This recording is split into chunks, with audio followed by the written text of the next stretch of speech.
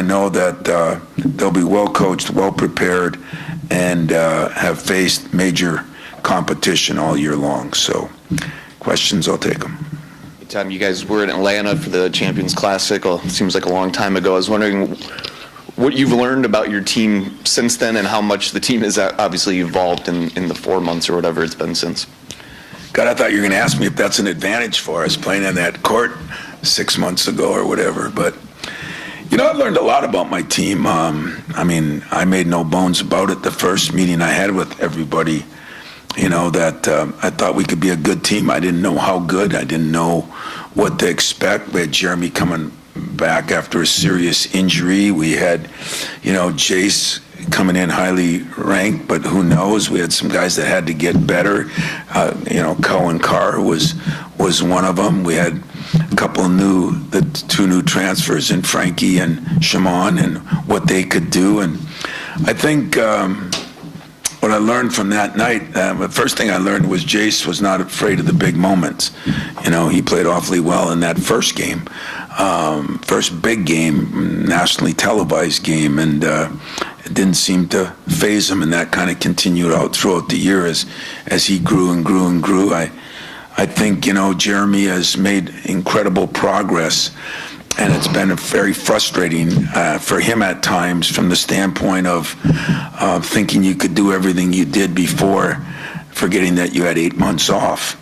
And so that progress, I think Trey Holloman has shown so much growth, not only as a player, but as a person, and we've asked him to do some different things, and he's done them, but he's also excelled and kind of improved his game a lot. And Cohen has been a guy that I think has made as much progress, taking a guy that really was a poor shooter into a guy now that is becoming a very good free throw shooter, but has improved his shot, hasn't taken as many threes in a game, but this spring, summer, and fall, I think he'll make a major jump in that area, which he already has. Our bigs have been by committee. I didn't realize how much they'd kind of connect with each other. That was maybe the biggest thing I've learned is the connection of this team, and I think we helped that by the trip, by the UP, by the football, basketball, baseball games, different events we've gone to, hockey games as a team. We just tried to do more and more team stuff in this day and age where everything's getting separated a little bit more. So did it surprise me? I'd be lying if I said, no, I thought this is right where we'd be. But now that we're here, I can see why we got here. And we've been as consistent as most teams and many of the teams that I've ever had. Not always, very seldom have we been off a whole game. We've had our moments during the game, but I think if you looked at that 8-game run or the 13 games we won, I think we've been pretty consistent, even though we joked about even two-thirds of the year we were consistent not shooting threes. And now we're making a lot more of them than we were. Hopefully we get back to straightening out our free throw deal, because we were 80-some%. We dropped down a little bit, but I think we'll get that taken care of. And so I'm excited to see what we can do. Hey, Tom, after the Michigan win at home, at Michigan that is, we talked about what was new, what was different about the rivalry. 16-16s, Sweet 16s that is, just when you reflect, what's kind of new and what's kind of different about this space right now? Yeah, I've listened to a lot of coaches that have had more success than I had talk about each year it is a new team, and each year, hopefully the culture is good and hopefully the principles of what you want to do are good, but each year there are new and exciting things that happen. And this year, we had one of the, didn't lose a game in December and January. I love when each team gets to accomplish something that nobody's done before them. But this Sweet 16, what makes it more exciting is, I think if you're at Michigan State, everybody expects you to be in a Sweet 16 every year. I know I do. But I think the realistic part of it, when you sit there, I'm not sure most of you did, and I'm not sure, laying in bed at night looking at the ceiling, not sleeping. I'm not sure I thought this was totally possible when the year started. And definitely didn't think we'd win the Big Ten by 3 games. So some things have happened that I didn't think would happen. And yet I should expect that we play to this level, and I do. It just expectations don't always catch up. And so the Sweet 16 is exciting because I think we're playing as good a last half of the season as you could be playing going in. I mean, when we won the championship, we lost games, or we played average a couple games, or overtime games against maybe not as good a team. So I think we got a chance, and that's all you want at this time of year. I always tell the players, we get to the Sweet 16, and it starts to become coin flips, It's not who's the best team, it's who plays the best, and that's what we got to do. Hey, Tom, not trying to invite a bigger conversation, but the transfer portal opened yesterday. I'm just curious, from sort of a ground level strategy standpoint, how you and your staff decided to handle that while you guys are obviously still playing. Is it something that you at least have to keep an eye on? Can you push it off until you guys are done playing? Just sort of wondering how you've decided to deal with that when there is movement going on. I'm not dealing with it at all. The only thing that I would deal with is I don't run players off. So you got to have spots to pick up transfers, and maybe we'd have one. If everybody came back, maybe we wouldn't. And so I don't. We so much on the leaving side. I just meant if there will be players available, how much, if at all, would you engage while you're still playing, obviously? I really. You say you don't believe on the leaving side. Well, if you don't have spots, why are you doing that? So that I can get somebody better. I can get a better girlfriend because the one I got isn't good enough. I don't know. Get a better wife because the one I got isn't good enough. I don't know. It's not a loaded question. It's one I really have zero interest in answering because I think it's ridiculous that the NCAA or any other entity put these two things together, is that people like you have to ask these questions, and I value that you have to ask them, and I do get upset when people are talking to our kids about them. I saw what happened at one school that teams get a chance to play in the Sweet 16 and people are entering the transfer portal. Kids got to do what they got to do, and they're really not doing what they got to do. They're doing what their parents or their agents are telling them to do, because they still got to go to practice, go in the same locker room unless they leave the team, and I think that's insane. I think it's disgusting, but that's my own personal opinion.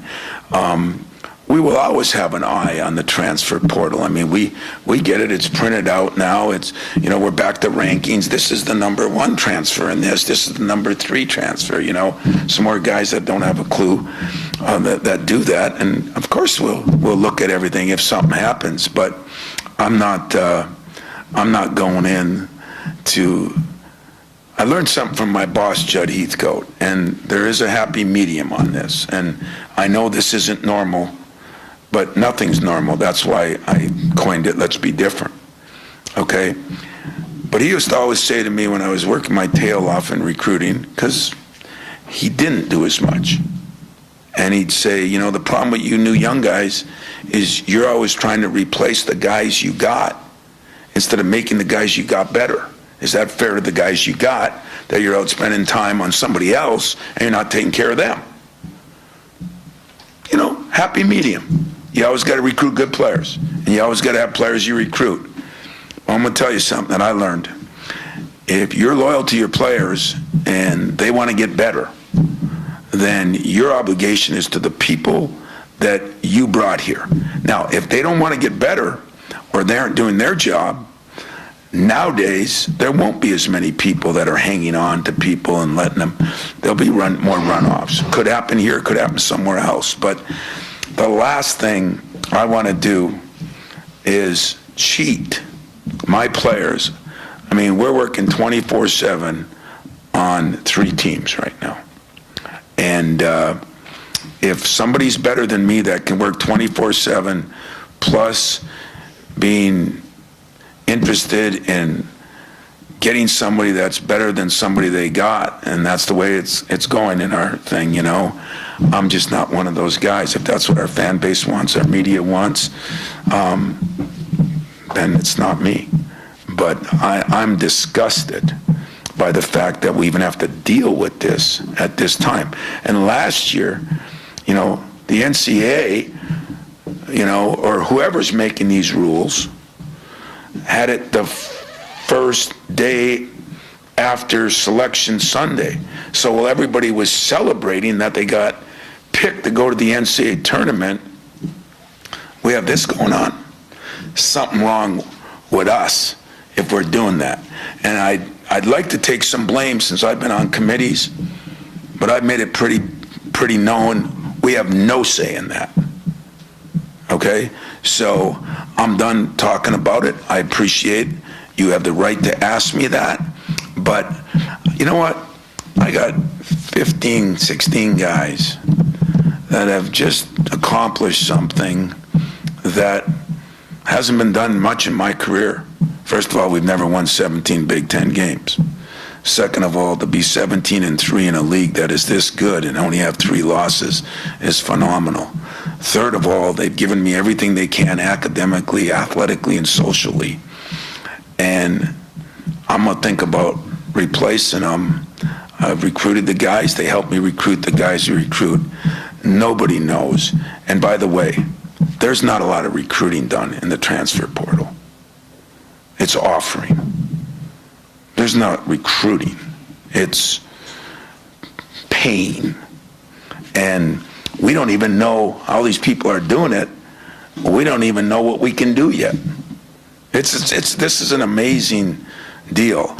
And again, I'm going to apologize to you, but I am ticked off that you asked me that right now, because I think you just cheated me. So if I keep talking, I cheat my players. And I'll cheat myself before I'll cheat my players. So, if you got another question about the transfer portal, I can lift you a lot of schools you can call and ask them. They might have the better opinion than me. But me, I'm homed in on Ole Miss. You know, I might even call Mr. Manning and figure out something that I don't know about that place. And that's all I want. Chris Beard, what he's done has been incredible. But what my team's done has been incredible. And I'm not ready to move on. So, Judd, I've followed what you said. You know, I'm going to worry today about the guys I got in this program that have done an incredible job this year, and that's it. And if that costs me later, so be it. But Tom Izzo isn't cheating the people that he has that have been loyal to him for this chaos that is going on out there. Is that cool? You got enough? I wanted to ask today because I know we'll talk to you No, because you don't understand. When I came back Sunday night, that was it. There was nothing on my mind but giving these guys a chance to win one more game, get to Elite Eight, and one more game, and have a memory that'll last their entire life, their kids' life, and their grandkids' life, because that's what it is. And so excuse me for being passionate about it or pissed off about it, whichever words you want to use, but I'm not going to talk about it because it's not fair. It's not fair to the people. You could say it's fair to your program. I'll run my program like I want to run my program. And people have a disagreement with that, God bless them. But these guys that gave me everything they could give me are going to have a chance.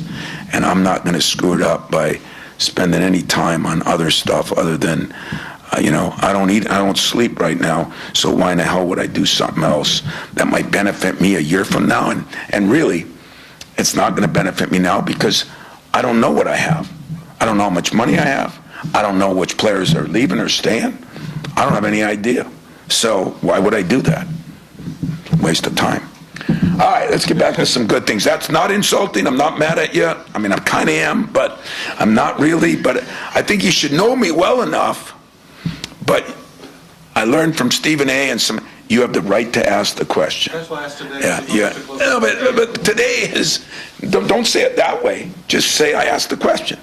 Because today doesn't matter any more than Friday to me. This is a full week of work. I got 3 teams to prepare for. Okay? Because that's what we do. We try to win the weekend. Winning one game and losing the other doesn't turn me on.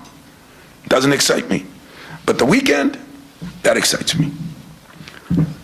Appreciate it. It wasn't a preach. It wasn't a, don't do that to me, okay? Well, he's on a sermon now. No. You're talking about something that is wrong, what we're doing. Because it's not, we always talk about what's fair to the kids. That's what the NCAA, that's what everybody, and that's what the media, what's fair to the kid? What is fair to the kids? I'm going to do what's fair to the kids. I'm going to give them every ounce of energy I have until we lose. Then I'll worry about the next stage. Go ahead. That's kind of the question that I was having about the focus needed at this time of the year, the dialed-in nature, and how difficult from a coaching standpoint is when you've got ancillary things like that are pulling at kids, but also, whether it be that, whether it be NIL, all these things that are tangentially there, but what it takes from a focus standpoint to get through this weekend in particular. I'm wondering how different it is now, maybe for you and the staff, or these guys is locked in, because I think back to January, you talked about the level that they were playing at in January and how locked in they were, and how that doesn't necessarily last very long. How do you get to that again at this point of the year? You get rid of the double Ds that I talk about all the time, the distraction and dirtbags. There's a lot of them out there. And there's way more than there used to be. And so all I can do, that's why I can't waste any other time. I mean, every night I'm meeting with a player. I'm talking to a guy. I'm doing something. I mean, I'm working with my staff because too many of those distractions, that's why it's a shame that, but I will say this, the last thing I'm going to say about it started when the season started. We got schools recruiting kids right up. We got agents talking to kids on teams every day of the year. So that's what the average person doesn't realize. This transfer portal opened yesterday. It didn't even make it legal because nobody cared. There are no rules. It just meant that you guys think it's opened, and transfer portal opened in September, as far as I'm concerned. And my job forget the transfer portal, with everything, is keep the distractions and the dirt bags away from my guys the best I can. And I'll try to do that by talking to them, but I can't deal with their phones. I can't deal with their phone calls. I can't deal with all the things. So all I can tell them is, you got a chance to do something that few people are going to get a chance to do in their lifetime. And don't at the end of it say to yourself, I wish I would have. Because I've had a couple guys that have left that I've talked to recently. I wish I would have. It's bad. That's bad. No, wish I would have. So let's go lose it because we just weren't good enough. Tom, I was wondering about, obviously you're a huge defender of the Big Ten and this, the quality of play in the conference. I was wondering what you thought of the way the Sweet 16 works out, and the SEC in particular, with them putting 14 teams in the tournament and then 7, I think, in the Sweet 16. Just kind of how the two conferences stack up and how they've. Well, we both got half our teams. They had 14 and they got 7, and we had 8 and we got 4. So I guess both programs, I was pulling for all the Big Ten teams because it gets to be that way now, but in football and basketball where you're not only recruiting for your school, but you're kind of recruiting for your conference sometimes. And I'll put on my Big Ten hat, as I always do, and I really mean that. I think we've done a pretty good job, the teams that were in it. We had some close losses. We had a couple that weren't as close, but I think we all got through the first game. And, we didn't quite get through the second game, but I think we're in good shape. Now we gotta find a way to get a Big Ten team a championship. Tom, a lot of the year you were able to play sort of the two bigs next to each other. You get to the tournament and you face these teams where you've had to adjust on the fly to some matchups. Ole Miss has another guy, Malik Diaz-Zero, who's a different kind of challenge, and I'm wondering how you prep for him and how different he is than anybody else you faced. Well, he's different. Their power forward's different. We've had a few of those, and it's kind of funny you bring that up because it seems like this year we faced more bigs in our league. You got teams. Michigan's got 2 7-footers. Illinois at times was 6'11", 6'10". There's a lot of teams that have been like that, and then Purdue went small after being monstrous. I think the one thing that we've done a decent job of, and give my assistants credit on that and my players, is we have some versatility. We can go big and go small.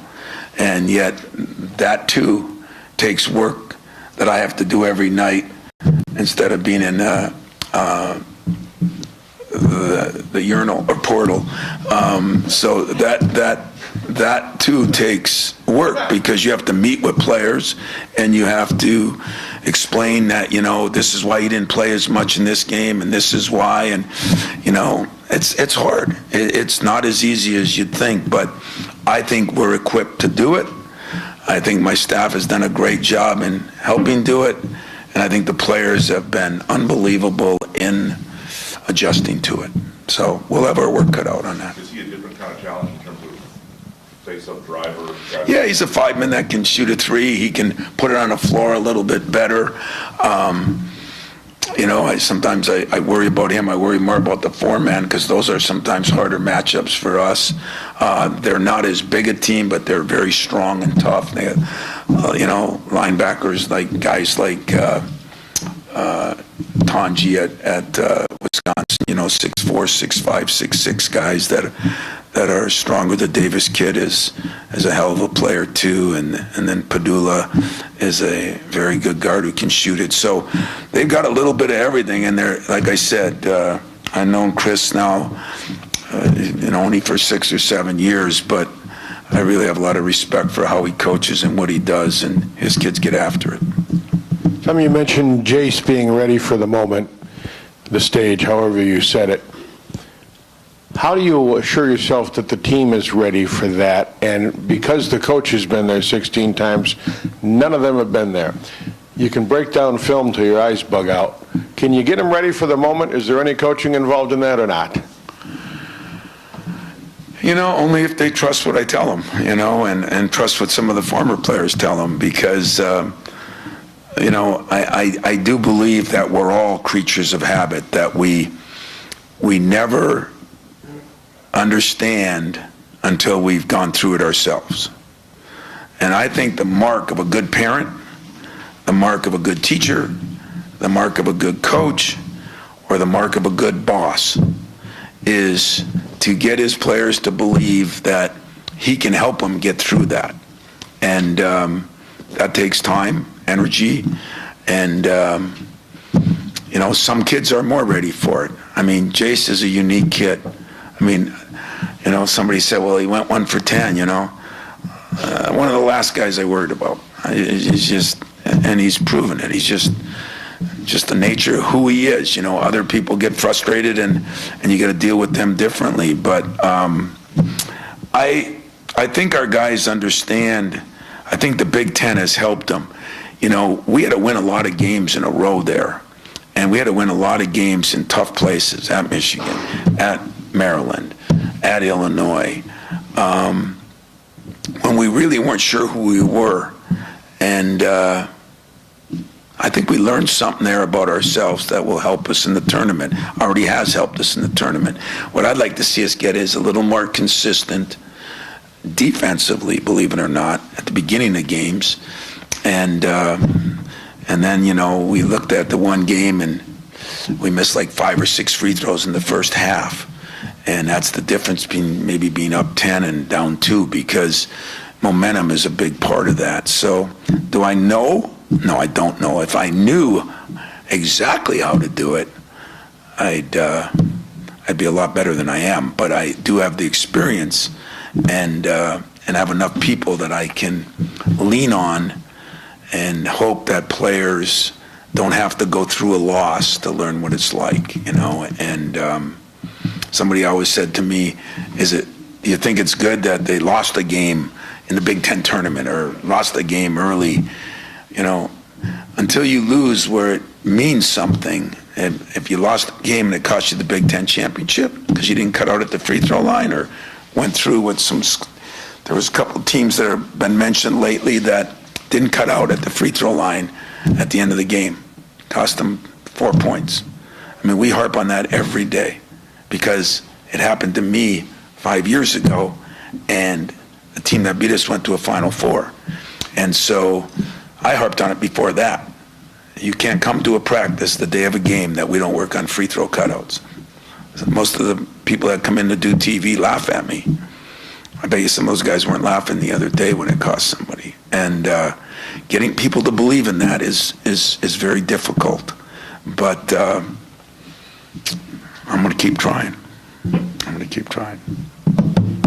Tom, simple question.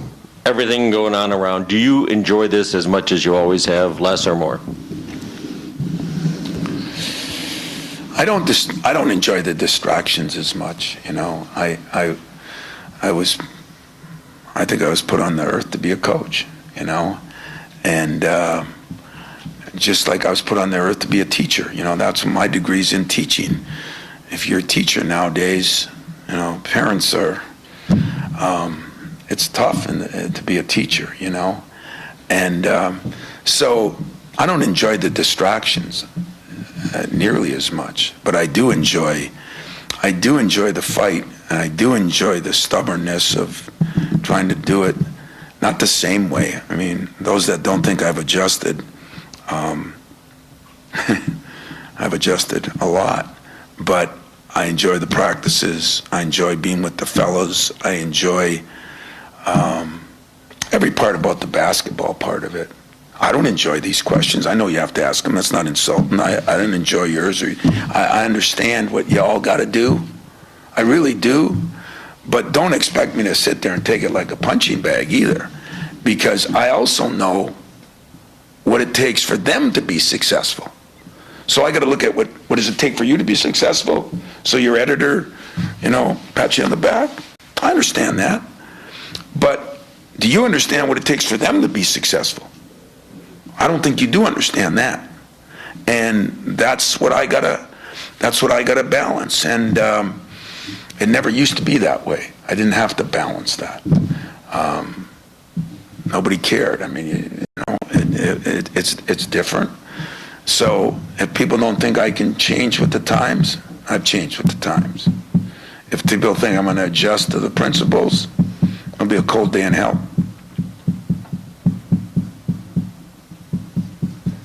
Tom, you talk about the consistency of this team. You haven't lost a game by more than 8 points.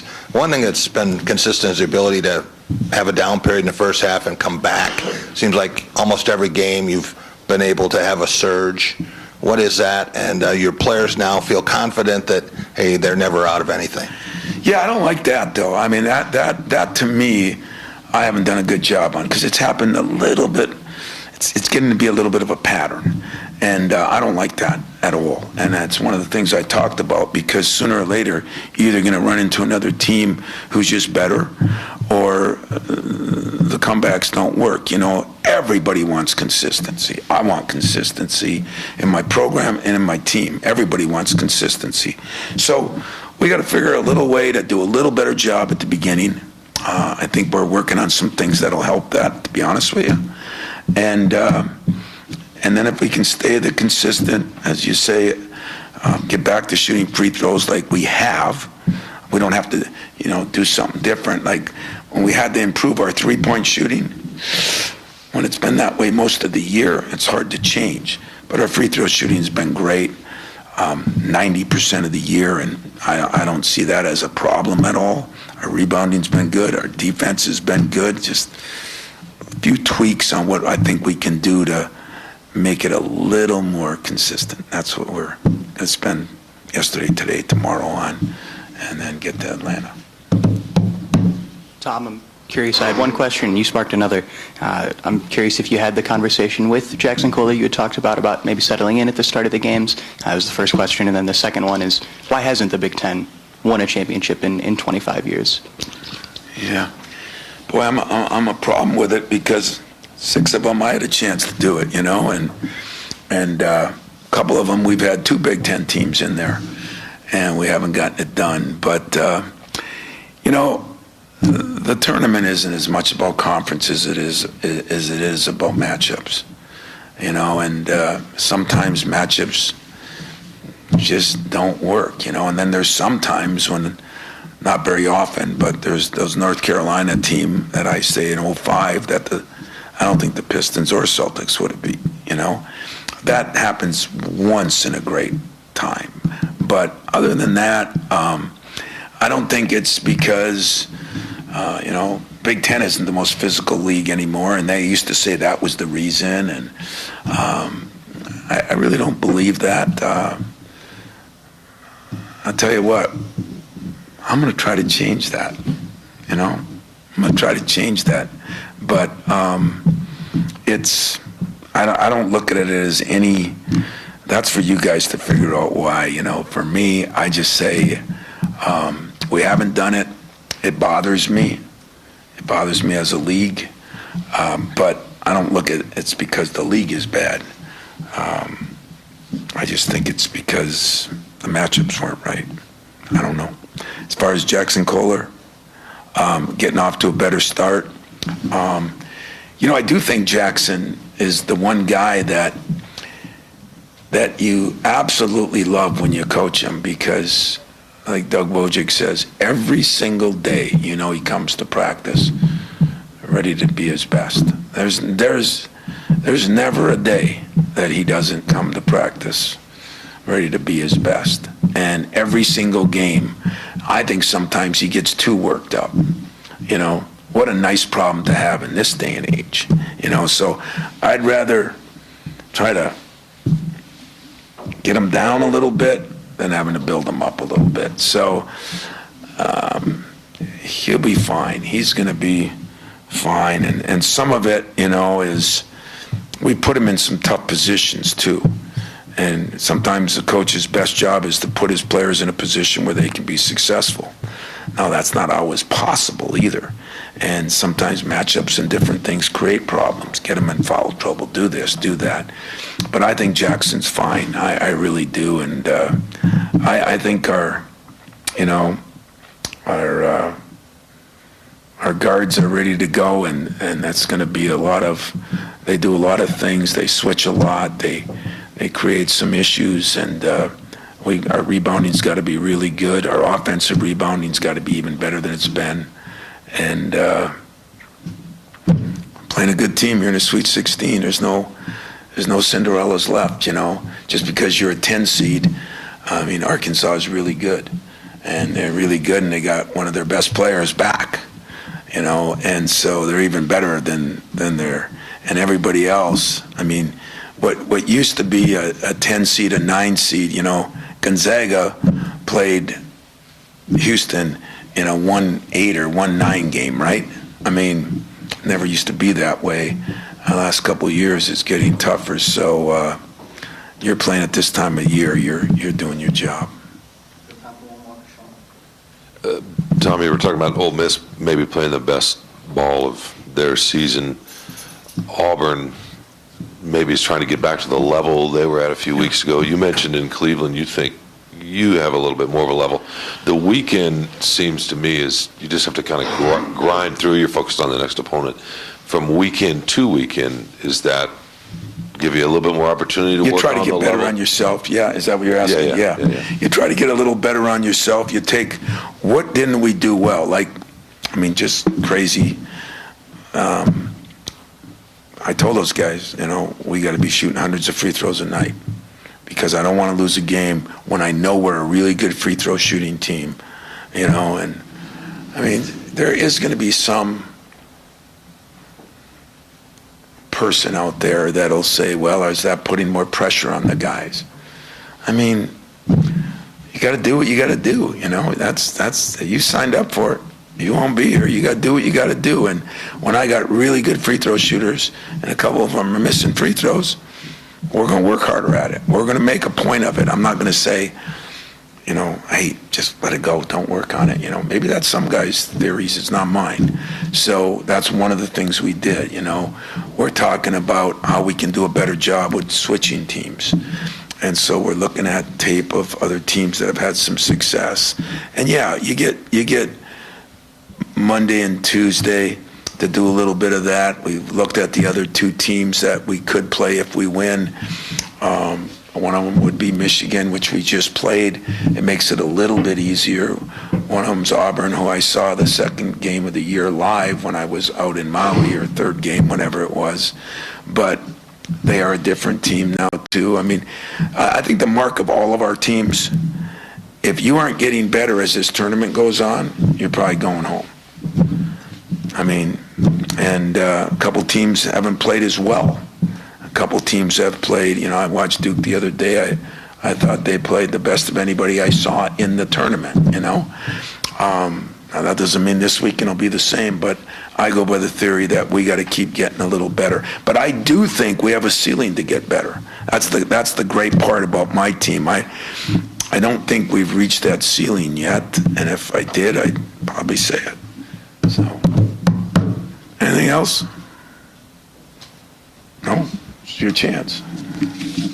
I wanted to ask you about, this is the first tournament you've had with this group of assistant coaches.